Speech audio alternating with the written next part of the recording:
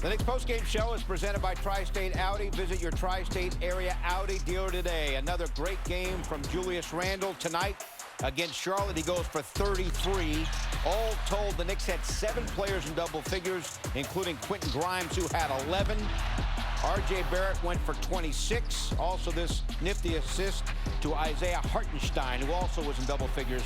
And the Knicks roll over Charlotte tonight. Final score 121-102. Great to have you with us from our Delta MSU studios. Bill Pito along with Alan Hahn and Wally Zerbiak. So the Knicks now tied a season high with their 3rd straight win. And there was no evidence tonight, thankfully, of a Hahn hex. No. We got to discuss this. Bring that up again. What, the stat of the night? Yes. It was a very bold stat. It was one to point out that it was time to end something that had been a drought in Charlotte. The Knicks hadn't won consecutive games in Charlotte in over a decade. It's been a long time, since 2012. See, so now they have won consecutive games in Charlotte because I felt like it was time for this thing to end. I thought it would end tonight. That's why I brought the stat up. Pretty confident. If I'm a Knicks player, you're the one with the guaranteed win tie all the time. I can't have a guaranteed win stat. No, it's good. I'm just explaining the situation when you brought up the stat. Yeah. If I'm a Knicks player and Knicks fan, I'm above that stat. Okay? I don't even want to think about that. What do you mean you're above that stat? The fact that the Knicks haven't won in Charlotte in a decade, like really? Back to back. Consecutive games, yeah. That's significant. If you look but that shouldn't ever happen, ever. So if I'm a Knicks player on this team, I don't even want to know about the past. I just want to know now that we dominate the Hornets. I don't think he understands that. This team, these fans right now, in this new Knicks era or generation moving forward, who cares about the past? For a couple of years. That stat is so useless. And now it's completely obliterated by 25 points. I thought it was very useful. I think it's important to go over the history and why tonight's win may be more significant than you otherwise might think. Yeah, and it just gave you something to think about. Like, wow, it's been that long. What if they would have lost? Then you would have been like, ooh. Well, then the Hahn hex is in full force. Well, then the drought continues. That's what it points out. That they don't have a lot of success in Charlotte, but lately they have. All right. The reason why they won pretty much, Al, in the 3rd quarter. Yes. Knicks were up by 6 at the half. They outscored Charlotte in the 3rd quarter, 34-22, and that was it. Yeah, the 18-5 run to close out that quarter also was pretty solid, and it was just that moment of the game where in the first half, every time it looked like the Knicks were going to pull away, they just didn't do enough to keep a lead. Look at that dunk by R.J. Barrett. He looked good. I think he's got his legs back under him now, Wally, the way he's getting to the basket and finishing strong. It took him a while to get right, but he certainly is right. Quentin Grimes knocking down that big 3 as well. But that's what this run was about, it felt like. It was the Knicks playing at a different speed and the Hornets not being able to keep up. Once again, we know the Hornets have injury issues like a lot of teams do around the league. They don't have some of their main players. But the Knicks, you play who's in front of you, and you make sure you get the dub. To me, this quarter set that tone of that step on your throat you always talk about. On the road, you know you should win this game. Yep. 3rd quarter is that winning time where it's like, all right, let's put this team away. They did that. That's my point. I mean, you got to come into these games when teams are down against teams that you should beat and just blow them off the floor. Which we haven't always seen, and we're starting to see now. Yeah. What about the win against Denver? They hadn't won at Denver since 2006. This is a new generation. This is a new team. No Jokic, obviously, so that's a huge break. You don't have the MVP playing in that Denver game. They go out and break that losing streak and get that win. Okay, but you had the great road trip at 3-2, and then you stuttered a little bit, sputtered a little bit, and now you're back on the uptick. No question. That's a great sign. And the team is playing the way they want to play. You can tell this team, that's a key point. Thibodeau is running the show. Defensively, he's got his guys that he trusts out there to run the rotations, to get after the other team defensively, to not allow them to just run roughshod at the three-point line. Right. And this is exactly how he wants to play. Oh, by the way, Randle is playing like an all-star again. His numbers, his shooting percentage numbers, are better than his all-star year to start this season. As a whole, he has been absolutely phenomenal to start this season. He's shooting the 3 tremendously. He comes out in the 1st quarter, dominates his matchup. Kentucky on Kentucky crime right there. He's absolutely abusing P.J. Washington, who also went to Kentucky. I mean, Randle has just been outstanding. 33 big points. R.J. Barrett starting to find his groove after getting off to a brutal start to start the season after signing his big contract. And Jalen Brunson is just sitting back, didn't play great today, and said, guys. 11 assists. Yep, 11 assists. I'm going to be a point guard. I see you guys got it going. Go do your work. Get this win for us. Let's get back home and get ready for the Kings on Sunday. This was a workman-like performance. This is exactly how one of the reasons why Tom Thibodeau is in the top 10 all-time winning percentage in the regular season as an NBA basketball coach. He knows how to win games. He knows how to get a team to come together and win. He's done it his whole entire career. He did it 2 years ago when he got the Knicks into the playoffs. Last year, they had a decimated roster with injuries and no point guard. They almost made the playoffs. This year, I think a lot of good things are happening right now. In Tibbs, we trust. Now, since the rotation change here, okay, since you got McBride in the top 9 and Reddish and Rose out of the rotation, they're playing, I mean, in 3 straight games. This is excellent defense back to back to back now. And Wally pointed out that. And don't tell me Allen wasn't rooting for under 100. I was trying. You were trying at the end of that game. A couple of cheap You're like, baskets late. Rozier, that would have been great. Garbage right? points. There goes Rozier. Because keeping a team under 100, that's a nice number that they could have gotten. 102 about your stats. But I'll tell you what, though. Would have been 3 in a row under 100. He would have been all ready for next game. But you know what did hold up, though, was the defensive field goal percentage against the 3. Yes. Which that is the adjustment that they had to make, that Tom Thibodeau had to make. Why he changed the rotation. I want defensive players in there. I have my offensive guys. Julius Randle, go carry us. Yep. Do what you do. R.J. Barrett getting his legs in. Right, I know you're going to be able to get us baskets. And then Jalen Brunson. I don't need more scoring. They can score. 120 tonight. What they needed was to stop people. And this rotation allows them to do it because Quentin Grimes gets after it defensively. Deuce McBride, you see him with his hands behind his back? Like, yeah, I'm not going to get my hands caught in the cookie jar, and I'm still going to stay in front of you and still going to get a steal, which he did. And oh, by the way, Jericho Sims as the backup. That was also a very interesting sub as well. First of all, Jericho Sims is a monster on the defensive end of the floor. He moves around. He moves really well. But rarely has he played the 4 before, and with Obi out, he's played the 4 tonight. Make it work. And certain places you can, certain teams you can get away with it. This was certainly a game you could. But the three-point shooting the Knicks defense has been, remember the three-point issue that the Knicks had, defensive issue they had. The last 3 games, opponents are a combined 20% from downtown. Like that's the stuff. You take that shot away and you still dominate the paint. That's how you can start winning some basketball games. Now, we don't always grade these guys on post-game segments, but we're giving a point to Allen for his great point off the top. We normally grade the one-on-one segment that we do in the pregame. The stat to watch. Yeah, the stat to watch. We're giving Allen for backing it up and explaining it, and you are out to watch. Han gets one for the point. Okay? He just hates stats. Just say it. Hates Tom Thibodeau, hoping that they weren't going to break it. That's what I didn't like his tone. Not true. Tom Thibodeau's Knicks now, guys, 13-13, back to 500. His post-game comments are coming up.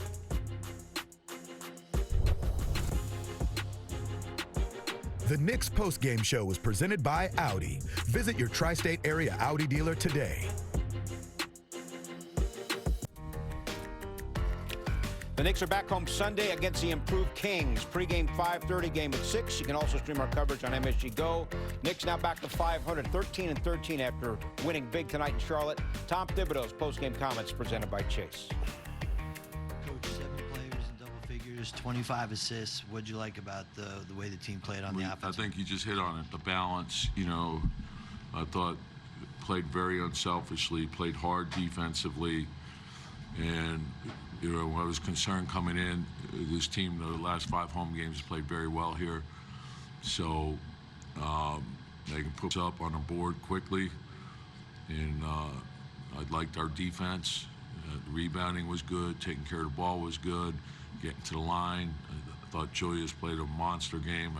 RJ got going. I thought our bench gave us great minutes.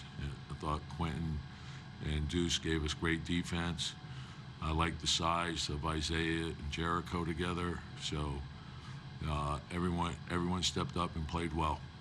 Tom, I think it was after Ryan had a steal where he dove for the ball and RJ got a layup. He gave everyone on the court a high five.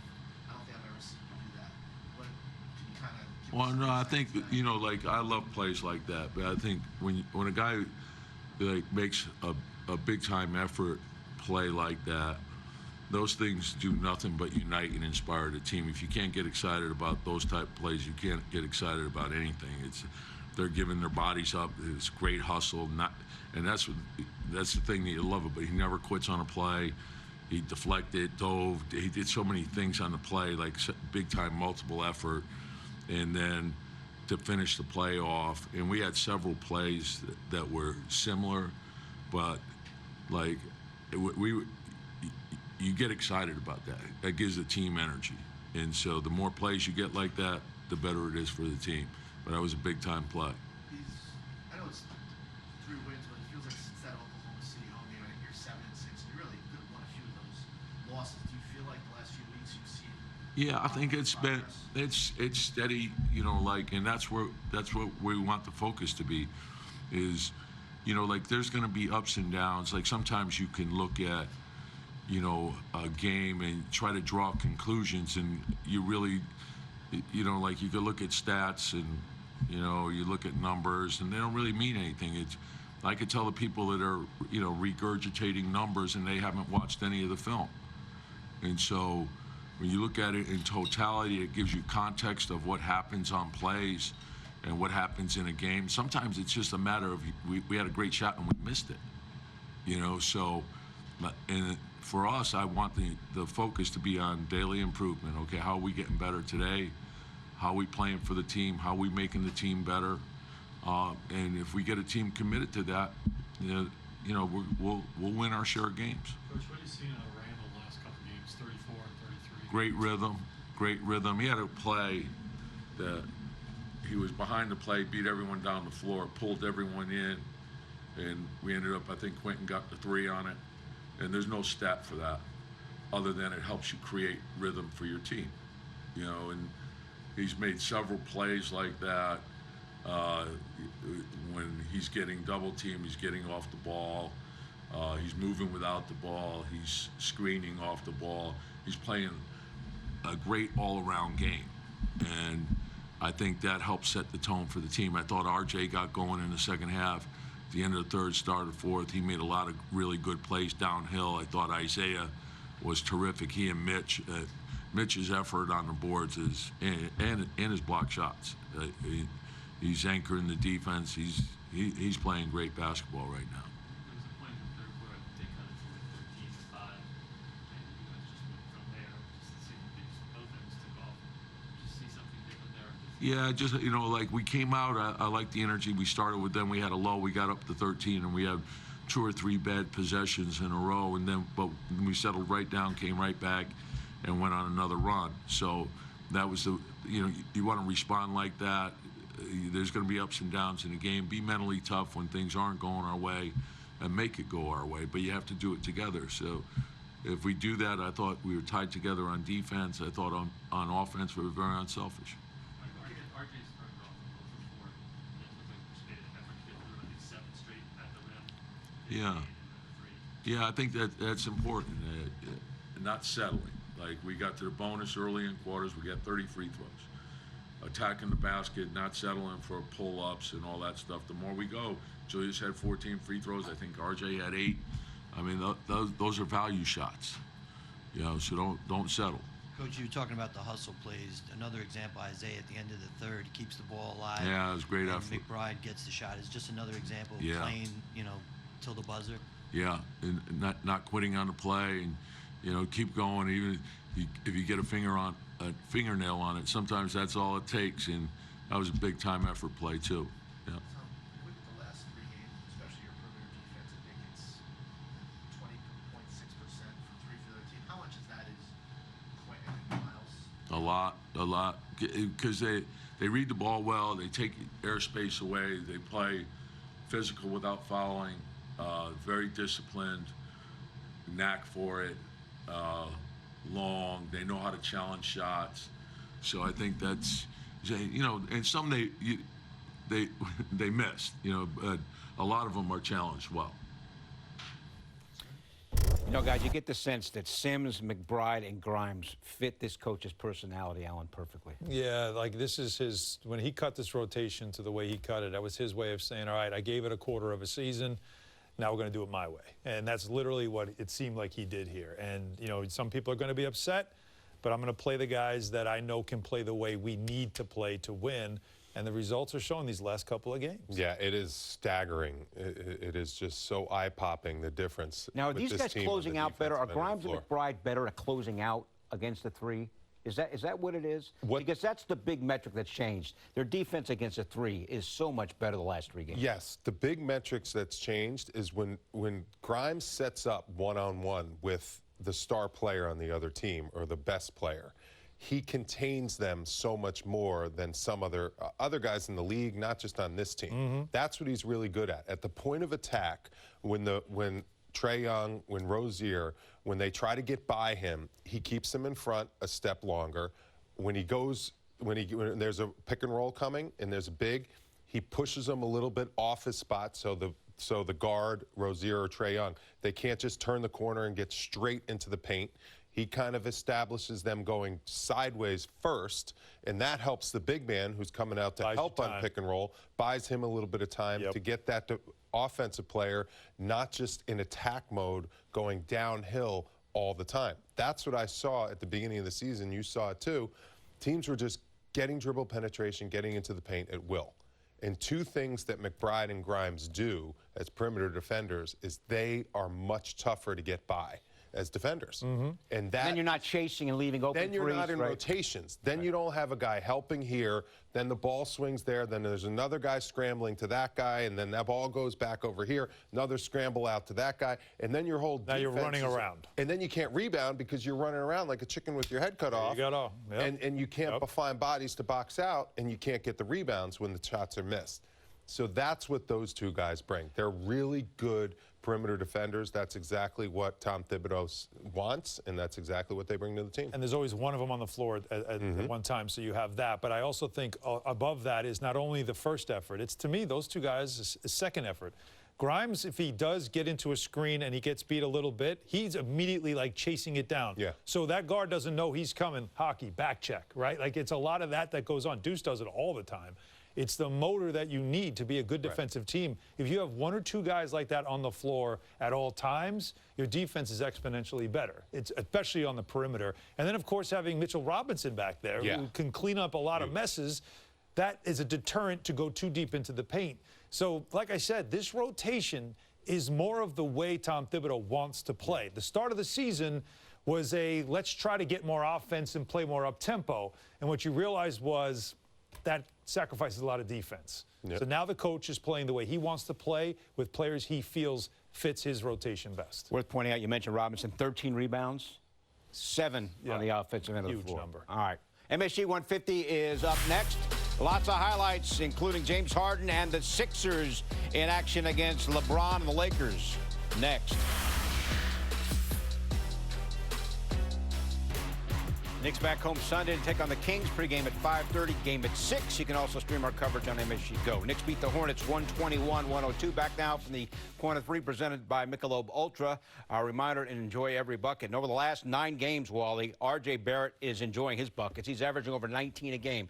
It is absolutely clear. He had 26 tonight. It is clear that what was ever going on earlier in the year, he was not completely healthy. Because the last 9 games, he's been a completely different player. Yeah, over that West Coast road trip, he was not feeling well. You could tell he didn't have the energy, he didn't have the spunk, he didn't have the legs. But he's back.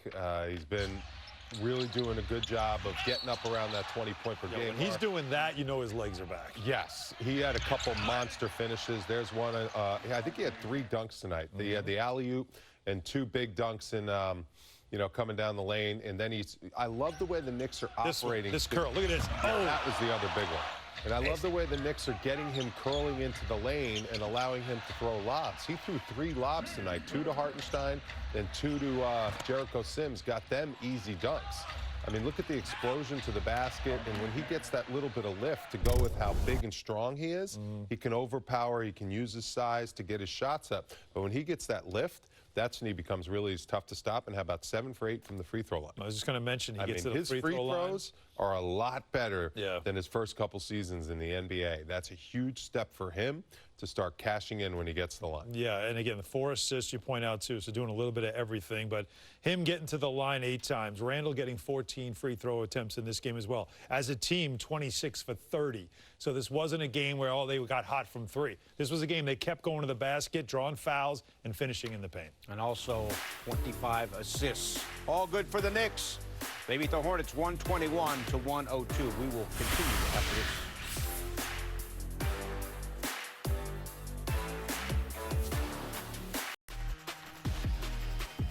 Knicks and the Kings Sunday, pregame 5:30, game at 6. Time now for another Checking In with the Knicks presented by Coinbase. A weekly series recapping all things Knicks culture and crypto, hosted by Bianca Peart. What's up, Knicks fans? Welcome to another edition of Checking In with the Knicks presented by Coinbase. I'm your host, Bianca Peart. Let's jump in with our fast break highlights of the week. Obi throws it down. Quentin Grimes making it rain. IQ for 2. All right, Brunson putting in that work in the paint. Now let's head beyond the locker room for some off-the-court updates. December 2nd was a day of cheer for some lucky Knicks fans thanks to the Garden of Dreams Foundation and Make-A-Wish Hudson Valley.